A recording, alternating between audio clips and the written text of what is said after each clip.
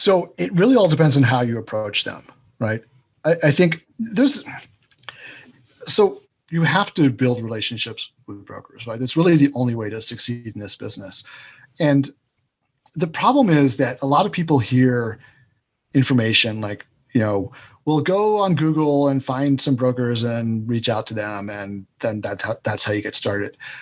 It's really not the best way to reach out to them, because what often happens is that people who are doing that they're kind of, they've come out of a seminar or they're whatever it is, they're really hot to go, and they don't do any preparation.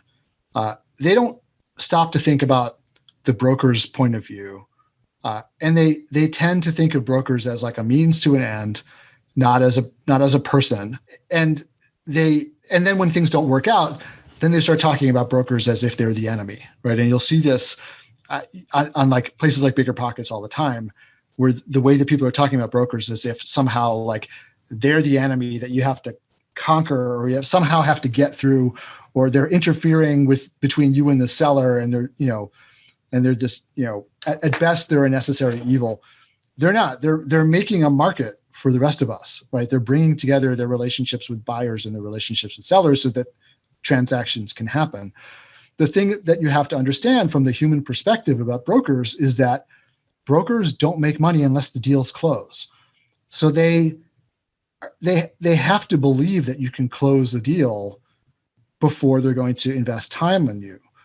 Except occasionally very new young brokers who are trying to build a business, and they may be in a position where they'll just talk with anybody. But I think very quickly they will learn that a lot of people who are just reaching out to them, who are, all full of energy because they came out of a seminar, are not going to follow through.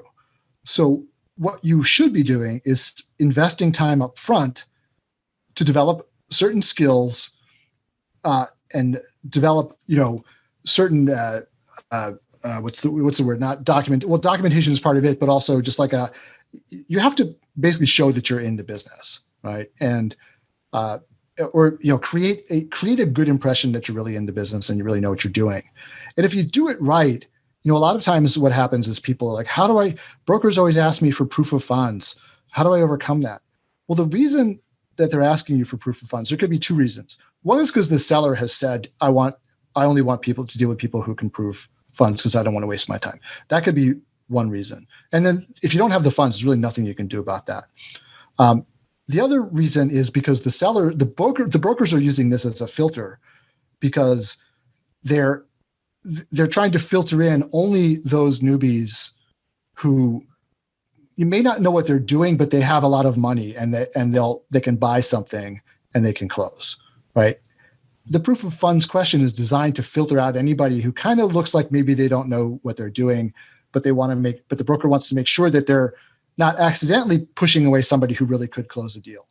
But that also means that you can approach the broker in such a way where you don't create the impression that you are someone who doesn't know what they're doing, who needs to be asked the proof of funds question, right? And I have actually a whole training around this issue, but I'm going to take you guys through it right now, on a high level, so you kind of understand how this works. But you can totally create relationships with brokers and approach them in a way that makes them just assume that you know what you're doing, and then you can avoid the proof of funds question a lot of the time. I'm not saying it's foolproof. It won't work 100% of the time, but hopefully it'll work enough of the time that it'll make a difference for you to start getting some traction. Today we talked all about how to find great multifamily deals. To help you even more, we put together a free resource you can download called How to Find Multifamily Deals Resource Kit. It includes a sample script for talking to brokers, which is incredibly helpful, some of the best articles and podcast episodes about finding deals, and even more tips about talking to brokers and finding deals that most people are not looking at. Download your copy for free at apartmentinvestorpro.com/find deals. Again, that's apartmentinvestorpro.com/find deals. Thanks for listening to this episode of the Apartment Investor Pro podcast. Be sure to subscribe to get the latest episodes. Also, visit our website at apartmentinvestorpro.com and connect with us.